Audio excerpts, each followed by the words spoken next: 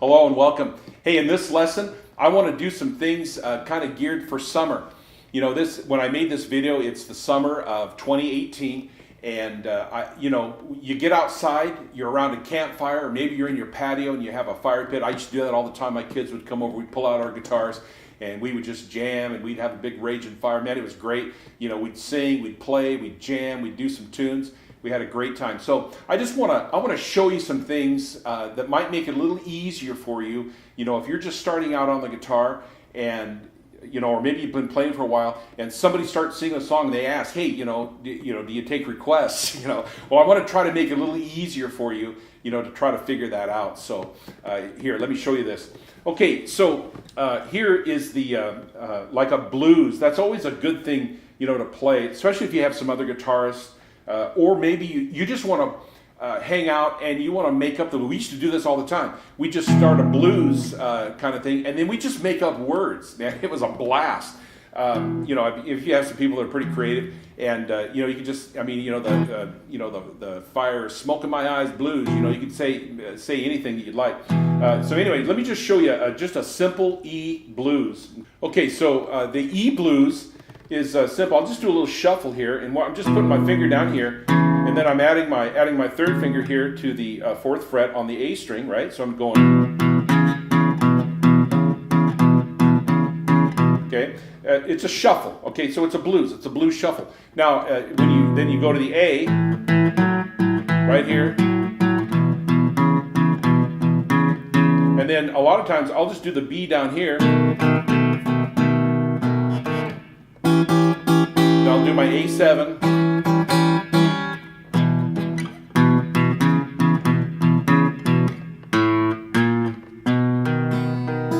Okay, good campfire kind of stuff if you're going to be doing some blues. Now, let me show you something else that you can do with this blues thing. So I'm going to do like an E7 here, okay?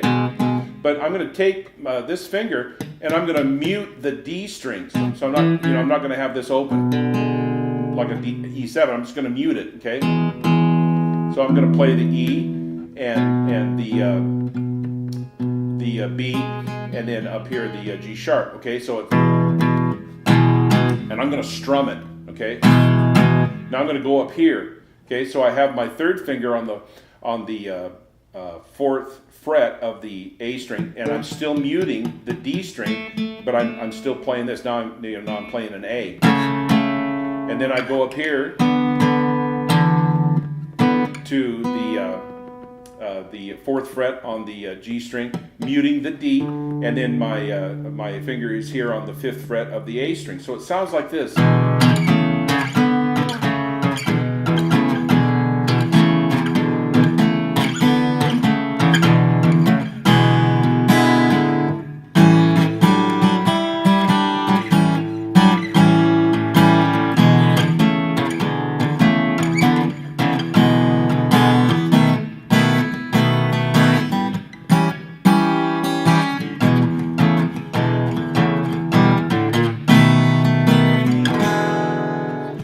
That's a lot of fun, and that really that'll start turning heads. You start strumming that, and when I came up with this, it's honestly there's nothing new under the sun. But when I started playing this, when I figured it out anyway, I could strum the whole string. I could strum the whole guitar, and you're outside, and so you want something that kind of strums kind of loud, right? So that I really like this.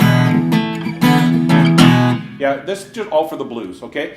So if you wanted to play it like in the A position, you can do this.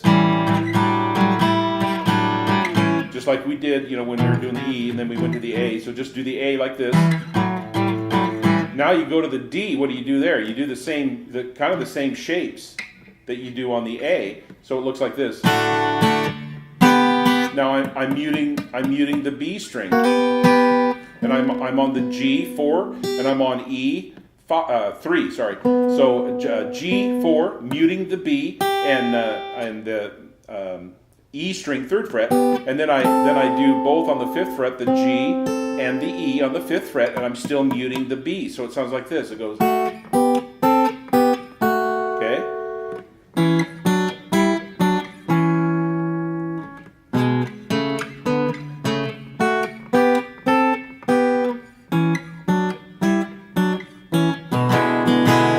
Okay.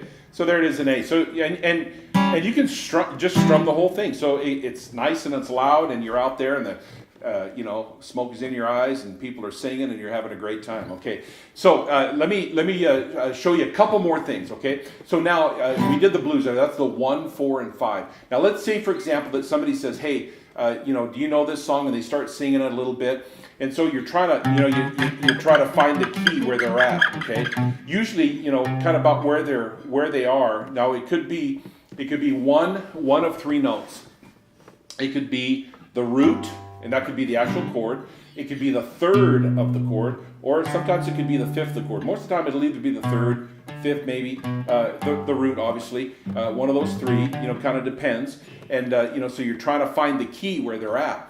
Now, once that you kind of get the key and you have a good idea where that is, I'm going to give you a couple of ideas that might be helpful for you to find the chord progression. So now think of it this way. The chords that you're playing. Let's say that you're in G, okay? So G, A, B, C, D, E. So let's do this. 1, 2, 3, 4, 5, 6, okay? So then you look at 6. I have to look at my fingers. Math is not a strong subject. So, I'd go, see, G, A, B, C, D. Oh, E. E would be my 6. That would be my 6th chord.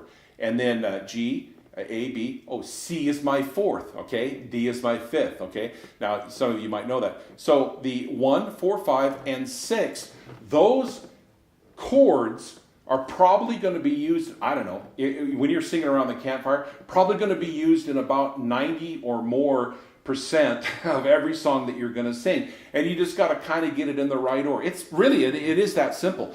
Now, here's an easy progression for you to think about. Let's do this in G, and now this is called a 6. So I started in E minor, a 6, 4, C, right? That's the 4 chord. 1 is my G chord, and 5. Okay, so it sounds like this.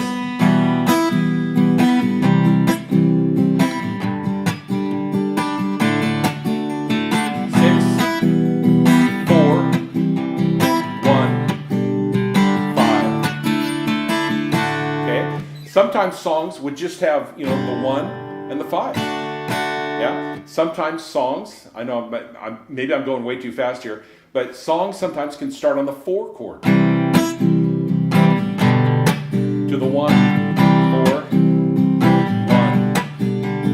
4, to 5, and then maybe to the 6, to